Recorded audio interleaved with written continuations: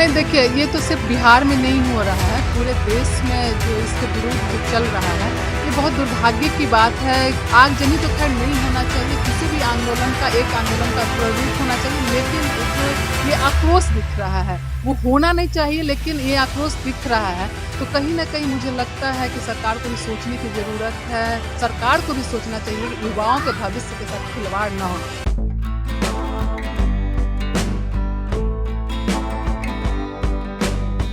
नमस्कार, मैं हूं अनूप नारायण सिंह और आप देख रहे हैं बिहारी खबर के डिजिटल प्लेटफॉर्म को। हमारे साथ हैं राजद की तेज तरार नेत्री मधु मंजरी जी। पूरा देश अग्निवीर की आग में जल रहा है, बिहार की राजनीति भी कहीं ना कहीं जल रही है। जदयू और बीजेपी के बीच जो बयानबाजियां हो रही हैं, राजद अभी खामोशी में है, लेकिन जिस तरह से बिहार के युवा आंदोलन पर उतारू हैं, जिस तरह से ट्रेनों को जलाया जा रहा है, कहीं ना कहीं हम ये आशा करते हैं कि बिहार की छवि खराब हो रही है। जानते हैं मधु मंजरी जी से क्यों हो रहा है? नहीं देखिए, ये तो सिर्फ बिहार में नहीं हो रहा है, पूरे देश में जो इसके विरुद्ध जो चल रहा है, ये बहुत दुर्भाग्य की बात है कि जो युवा रोजगार की लड़ाई लड़ रही है, जो युवा देश का भविष्य माना जा रहा है, जो युवा पे ही भविष्य टिका हुआ है अपने देश का, अपने बिहार का, और वो युवा आज इस कदर मतलब आगे आ रहे हैं। और इस तरह से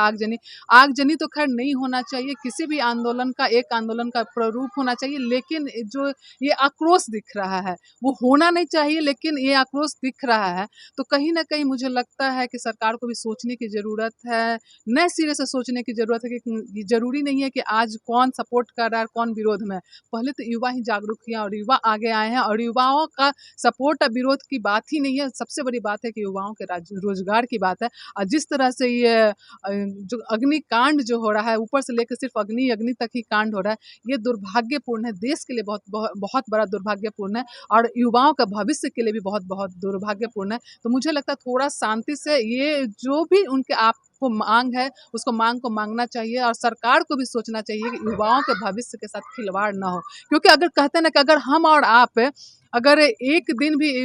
कुछ अच्छे लाइफ स्टाइल को जी लेते हैं 2 साल 3 साल है, तो उसके बाद आगे। और बताइए कि कोई भी युवा अगर उस उम्र मतलब पड़ाव पे जब वो कच्चा मिट्टी होता है, जैसे आप ढालिएगा वैसे ढलेगा, तो उस पड़ाव पे आप अच्छा लाइफ स्टाइल 4 साल जी रहा है, उसके बाद आपको नौकरी नहीं मिलता, अगर भटकना पड़ेगा, अगर कुछ नहीं मिलता है, तो उससे तो मतलब कि सरकार को सोचना चाहिए कि इसको या तो आप जितने लोग को लो परमानेंट कर दीजिए, आप हमेशा के लिए नौकरी में रखें। मधु जी, ये आपको नहीं लगता है कि बिहार जैसे प्रांत में सेना में जाने के लिए जितने युवा उतावले रहते हैं, ये स्वतः है, ये आंदोलन कहीं से प्रायोजित नहीं है, और अब युवाओं को लग रहा है कि आखिरी नौकरी, मिडिल क्लास की नौकरी, फौज की नौकरी जो है वो भी मोदी सरकार छीन रही है? बिल्कुल, आप देखिएगा कि जिस तरह से कि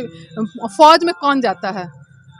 फौज में जाने वाले लोग, गांव के लोग बहुत पीछे, जो समाज के पीछे रह गए हैं, वो किसी तरह से दिन रात मेहनत करते रहते हैं। मैं जब भी जाती हूँ, आप देखिएगा यहीं पे पटना में ही कंकड़बाग चले जाइए, राजेंद्र नगर चले जाइए, या कहीं भी स्टेडियम है वहाँ चले जाइए, पालीगंज चले जाइए, मतलब कहीं भी चाहिए, तो युवाओं को सुबह सुबह देख करके उनको लगता है कि कितना उनमें काम करने के लिए, देश के लिए आगे लड़ने के लिए, जो सुबह सुबह देखते 5 बजे भोर में उठ करके दौड़ रहे हैं। लड़कियाँ भी दौड़ रही हैं, लड़कियाँ भी मेहनत कर रही हैं दिन रात। ये भी रेस होता है कि इतना समय, कम समय में इतना रेस दौड़ना, जैसे जिंदगी का एक रेस लगा हुआ, और उस रेस में जाने के बाद निराशा हुए, बहुत बड़ी दुख की बात है कि जो युवा, और बिहार में खास करके बहुत, हमारा बिहार बहुत पीछे है, बिहार को रोजगार की ज़रूरत है। ऐसा नहीं कि बिहार को आप 4 साल के लिए आप रखें और उसको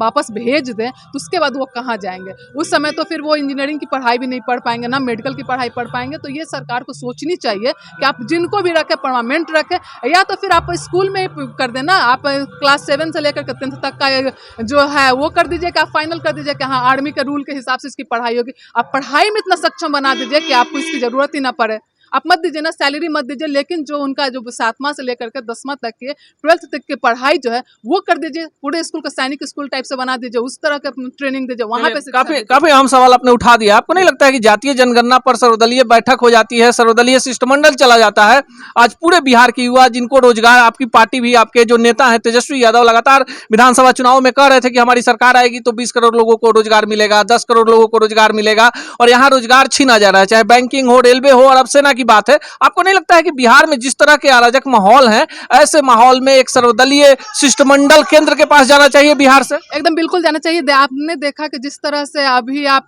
जातीय जनगणना पे भी मतलब लोग गए थे, और इसके लिए भी आगे मतलब हमारे जो नेता प्रतिपक्ष है माननीय तेजस्वी प्रसाद यादव जी हैं, इसके लिए भी आगे करेंगे। अभी बैठक भी हो रही है, चल रहा है कि आगे किस तरह से इसको शांतिपूर्ण तरीके से युवाओं के लिए काम किया जाए, युवाओं के रोजगार के लिए काम किया जाए, युवाओं के भविष्य के लिए काम किया जाए। ये माननीय तेजस्वी प्रसाद यादव जी, क्योंकि वो खुद भी युवा हैं, तो युवाओं की बात को समझ सकते हैं, युवाओं की बात को ला सकते हैं। ये चल रहा है और आगे हम लोग इसके लिए शांतिपूर्ण तरीके से केंद्र के नेतृत्व में से बात भी करेंगे। आखिरी सवाल, जिस तरह के अराजक माहौल हैं, आप जनप्रिय हैं, लोगों के बीच रहती हैं, समाज सेवा में हैं पिछले 2 दशकों से, क्या अपील करना चाहेंगी बिहार के युवाओं से? मैं बिहार के युवाओं से अपील करना चाहती हूँ कि अगर आपको लगता है कि ये आपके पक्ष में नहीं है तो उसका विरोध कीजिए।